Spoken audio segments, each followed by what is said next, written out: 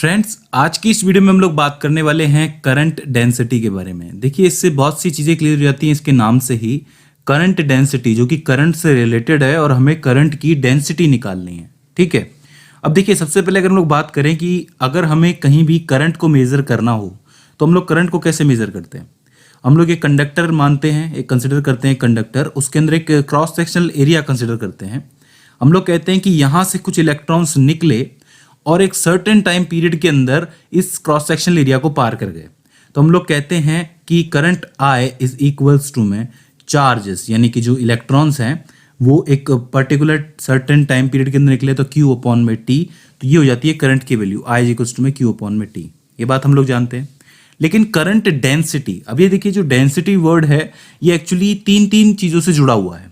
कभी कभी हम लोग लाइन डेंसिटी निकालते हैं, कभी सरफेस डेंसिटी निकालते हैं और कभी कभी हम लोग वॉल्यूम डेंसिटी निकालते हैं। ठीक है, यानी कि ये लेंथ से भी रिलेटेड है, सरफेस एरिया से भी रिलेटेड है और ये आपका जो वॉल्यूम है उससे भी रिलेटेड है। लेकिन यहाँ पर जिस डेंसिटी की बात हो रही है, करंट डेंसिटी की बात हो रही है, यहाँ पे आप लोग ये चीज़ का ध्यान रखिए कि ये वॉल्यूम से रिलेटेड नहीं है। यहाँ पे वॉल्यूम की बात नहीं हो रही है डेंसिटी से, नहीं यहाँ पे बात हो रही है लाइन की। यहाँ पर जो करंट डेंसिटी की बात हो रही है वो हो रही है एरिया की, उसके अंदर भी पॉइंट एरिया की, मतलब जो यूनिट एरिया होता है उसकी बात हो रही है। देखिए, समझने की कोशिश कीजिए। जैसे आपके सामने एक कंडक्टर है कुछ इस तरीके से, ये उसका एक एंड है और यहाँ से कुछ इलेक्ट्रॉन्स हैं जो कि चलते हुए आ रहे हैं। अब इलेक्ट्रॉन्स के ऊपर नेगेटिव चार्ज होता है, हम लोगों ने मान के चलते हैं कि जो नेगेटिव चार्ज है वो चलता हुआ आ रहा है, वो इस एरिया से निकलेगा। ठीक है, यहाँ पर हम करंट तो कैलकुलेट कर सकते हैं सीधे सीधे कि I इज इक्वल्स टू में Q अपॉन में T, मतलब यहाँ से इलेक्ट्रॉन निकले यानी कि Q निकला और यहाँ तक गया, तो उसका टाइम पीरियड अगर हमें पता है तो हम लोग बता सकते हैं कि इतना Q है, इतना टाइम है, तो हम लोग करंट बता देंगे। लेकिन जरा सोच के देखिए कि जब ये इलेक्ट्रॉन इस एरिया को क्रॉस करेंगे, मतलब इस क्रॉस सेक्शनल एरिया को क्रॉस करेंगे, तो एक इलेक्ट्रॉन का घेरा हुआ एरिया कितना होता है? बहुत छोटा ही होता है ना, क्योंकि एक इलेक्ट्रॉन बहुत छोटा होता है। तो मान लेते हैं कि वो इस एरिया के अंदर से गुजरा है। इसी तरीके से मान लेते हैं कि 4-5 इलेक्ट्रॉन है वो कुछ इस एरिया से निकले हैं। ठीक है, तो अब यहाँ पर करंट कहाँ कहाँ अवेलेबल है, जरा देखिए। यहाँ पर जहाँ पर इलेक्ट्रॉन अवेलेबल है वहाँ पे करंट अवेलेबल होगा, मतलब 5-6 जगहों पर ही हमें दिख रहा है करंट जो अवेलेबल। बाकी एरिया जो है वो बिल्कुल खाली है, मतलब वो स्पेस खाली है। ठीक है, तो इसका मतलब क्या हुआ कि करंट डेंसिटी कहाँ कहाँ होगी? सिर्फ इन पॉइंट पर ही तो होगी। ऑब्वियस सी बात है, क्योंकि हमें पता नहीं है अभी एग्जैक्टली कि कितने इलेक्ट्रॉन निकल रहे हैं। हम लोगों ने 5-6 मान के चल लिए, तो 5-6 के हिसाब से तो इन 5-6 पॉइंट के ऊपर ही तो करंट जो होगा अवेलेबल होगा ना। तो इस छोटे से एरिया को, इस यूनिट एरिया को, यहां पर हम लोग करंट डेंसिटी को कैलकुलेट करते हैं। ठीक है, और जब हमें एक की करंट डेंसिटी पता चल जाती है तो हमें पता है कि सारे के सारे जो इलेक्ट्रॉन्स है वो एक जैसे ही होते हैं, मतलब एक जैसा चार्ज लेकर के चलते हैं, तो हम सबका जो है एडिशन कर देते हैं। इससे हमें सीधे सीधे टोटल और जो रियल है वो करंट डेंसिटी मिल जाती है। तो हमें इन पॉइंट्स को जोड़ना होता है। अब मान लीजिए कि जो इलेक्ट्रॉन्स है वो बहुत ज़्यादा हैं, उन्होंने पूरे एरिया को कवर कर लिया, तो पूरे एरिया के अंदर हो जाएगी करंट डेंसिटी। लेकिन अगर हम लोग बात कर रहे हैं सिर्फ इलेक्ट्रॉन के लेवल पर, तो पॉइंट एरिया या फिर यूनिट एरिया में ही करंट डेंसिटी की कैलकुलेशन होगी। तो हम लोग मान के चलते हैं कि इस इलेक्ट्रॉन ने जो एरिया कवर किया है वो यूनिट एरिया है DA। इसका जो करंट है, मतलब इसके अंदर जो करंट पास होगा वो होगा DI। ठीक है, तो इसका क्या मतलब हुआ? इसका मतलब ये हुआ कि इस छोटे से DA एरिया में से DI करंट निकला, तो इस एरिया की करंट डेंसिटी क्या हुई?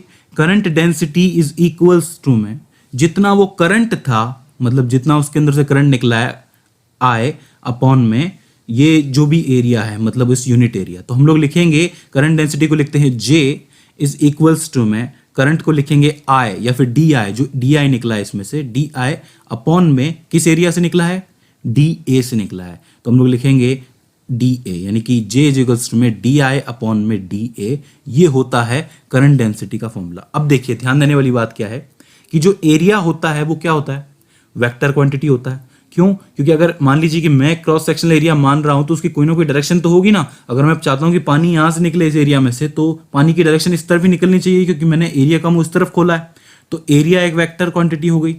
ठीक है, और ये जो आपका करंट है ये वेक्टर है कि स्केलर है? जरा सोच के बताइए। हम लोग कहते हैं कि करंट इस डायरेक्शन में गया, उस डायरेक्शन में गया, इस हिसाब से अगर हम लोग देखें तो करंट वेक्टर है, लेकिन ऐसा नहीं है। करंट जो है वो आपका स्केलर है। कैसे है स्केलर, मैं आपको एक एग्जांपल से देख करके बता सकता हूँ। जैसे मान लीजिए कि आपके पास एक सिस्टम है जिसमें यहाँ से करंट आ रहा है और यहाँ से करंट आ रहा है और ये एक बीच में जगह छूटी हुई है, ठीक है। मान लेते हैं कि यहाँ से जो करंट आ रहा है वो 7 एम्पियर का आ रहा है और यहाँ से जो करंट आ रहा है वो 3 एम्पियर का आ रहा है, ठीक है। तो दोनों की अपनी अपनी डायरेक्शन है। तो अगर ये वेक्टर है, करंट अगर वेक्टर है, तो जो 7 एम्पियर वाला वेक्टर है वो नीचे की तरफ है और 3 एम्पियर वाला जो वेक्टर है वो ऊपर की तरफ है। दोनों एक दूसरे के अपोजिट डायरेक्शन में है। बचना क्या चाहिए? 4 एम्पियर बचना चाहिए, वो भी कहाँ जाएगा? नीचे की तरफ जाना चाहिए। लेकिन एक्चुअल में होता क्या है?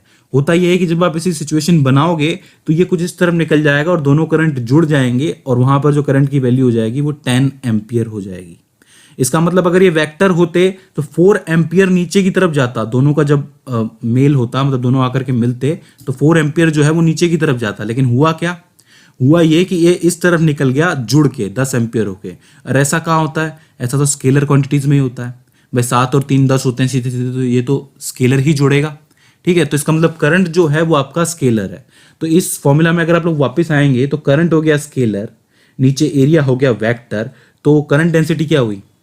ऑब्वियस सी बात है ये वेक्टर ही हुई, क्योंकि नीचे वाला वेक्टर है, ठीक है। अब अगर हम लोग किसी भी वेक्टर क्वांटिटी को किसी भी स्केलर क्वांटिटी से अगर आप डिवाइड करोगे तो उसको भी वो वेक्टर ही बना देगा। तो इसका मतलब करंट डेंसिटी जो हुई वो वेक्टर क्वांटिटी हो गई। तो अब करंट डेंसिटी एक वेक्टर क्वांटिटी है तो इसकी कोई ना कोई डायरेक्शन भी होनी चाहिए, ठीक है। तो हम लोगों ने जो कंडक्टर माना है, चूंकि इलेक्ट्रॉन्स इस तरफ जा रहे हैं तो हम लोग मान के चलते हैं कि ये जो डायरेक्शन है वो एन डायरेक्शन है। तो हम लोग यहां पर लिख सकते हैं कि जे वेक्टर इज इक्वल्स टू में डी आई अपॉन में डी ए एन कैप, और जहां पर एन कैप जो है वो आपको दिखाएगा डायरेक्शन, ठीक है। ये हो गया वेक्टर फॉर्म। इससे पहले जो हम लोगों ने निकाला था वो सीधे सीधे आपको स्केलर फॉर्म दिखा रहा था। यहाँ पे मैग्नीट्यूड निकाल सकते हैं आप लोग, ठीक है। तो ये तो बात हो जाती है एक सिंपल से पॉइंट एरिया की, मतलब यूनिट एरिया की बात हो जाती है। अब जैसा कि मैंने कहा कि बहुत सारे इलेक्ट्रॉन्स अगर आ जाएं और वो इस पूरे एरिया को कवर कर लें, ठीक है, एक तरीके से इन्फाइनाइट आ जाएं और पूरे एरिया को कवर कर लें, इतनी सी भी जगह ना बचे, इतना सा भी एरिया ना बचे, तो आप लोग पूरे का इंटीग्रेशन कर सकते हो, ठीक है। तो वहां पर जो वैल्यू निकलेगी जे इज इक्वल्स टू में या फिर J vector is equals to में आई अपॉन में ए, एन कैप भी निकल सकती है। और यहीं से ए के ऊपर आप लोग वेक्टर भी लगा सकते हो। अब यहीं से आप लोग आई की वैल्यू भी निकाल सकते हो, यानी कि करंट की वैल्यू भी निकाल सकते हो, जो कि होगी आई इज इक्वल्स टू में J vector multiply by A vector. अब ध्यान देने वाली बात, ये तो फॉर्मूला हमारे सामने निकल के आ गया, लेकिन हमें पता है कि जो करंट है वो आपका स्केलर है, लेकिन जो करंट डेंसिटी है वो आपकी वेक्टर है, एरिया जो है वो आपका वेक्टर है। तो यहाँ पे वेक्टर और वेक्टर का मल्टीप्लिकेशन हुआ है और रिजल्ट में हमें स्केलर क्वांटिटी मिल रही है। तो ये कौन सा मल्टीप्लिकेशन होना चाहिए? क्रॉस होना चाहिए कि डॉट होना चाहिए? देखिए, इसको डायरेक्शन से समझ सकते हैं आप लोग। डायरेक्शन से समझने की कोशिश कीजिए कि यहां पर इस कंडक्टर में दोबारा अगर आप लोग आएंगे, हमें पता है कि जो एरिया है उसकी डायरेक्शन कुछ इस तरीके से बाहर की तरफ निकल रही है, ठीक है। और जो करंट है, मतलब जो इलेक्ट्रॉन है, उसकी डायरेक्शन भी बाहर की तरफ निकल रही है। दोनों के बीच का जो एंगल है वो 0 डिग्री है, ठीक है। अब कौन से कंपोनेंट का जो 0 डिग्री होता है वो 1 होता है, क्योंकि इसको 0 तो कर नहीं सकते हम लोग। कौन से कंपोनेंट का 0 डिग्री 1 होता है? कॉस थीटा का ही होता है। कॉस 0 इक्वल्स टू में क्या होता है? 1 होता है। तो यहां पर जो कंपोनेंट लगेगा वो कॉस थीटा वाला लगेगा, जिसे कि आप लोग हॉरिजॉन्टल कंपोनेंट भी कह सकते हो। अब हॉरिजॉन्टल कंपोनेंट कह रहे हो तो इसका मतलब क्या हुआ कि जो जे और ए है, यानी कि करंट डेंसिटी और एरिया है, इसके बीच का जो मल्टीप्लिकेशन होगा वो डॉट वाला होगा, मतलब डॉट मल्टीप्लिकेशन होगा, डॉट प्रोडक्ट होगा। तो आप लोग इसको लिखेंगे J A cos theta is equals to में आई। ये भी इसको लिखने का एक तरीका है, या फिर J vector dot A vector is equals to में आई। अब ये जो है ये वेक्टर फॉर्म में है, ये वाला जो है आप लोग थीटा के फॉर्म में लिखते हो। सो फ्रेंड्स, ये हो जाती है करंट डेंसिटी की वैल्यू। आई होप आपको समझ में आई होगी, इसमें आपको कोई क्वेरी नहीं रही होगी। इसके बाद भी इसके अंदर आपको कोई सवाल आता है, कोई क्वेरी आती है, या फिर हमसे कोई गलती हो जाती है, तो प्लीज़ आप हमें कमेंट्स के जरिए बताइए। सो फ्रेंड्स, आज की इस वीडियो में बस इतना ही। See you in the next one.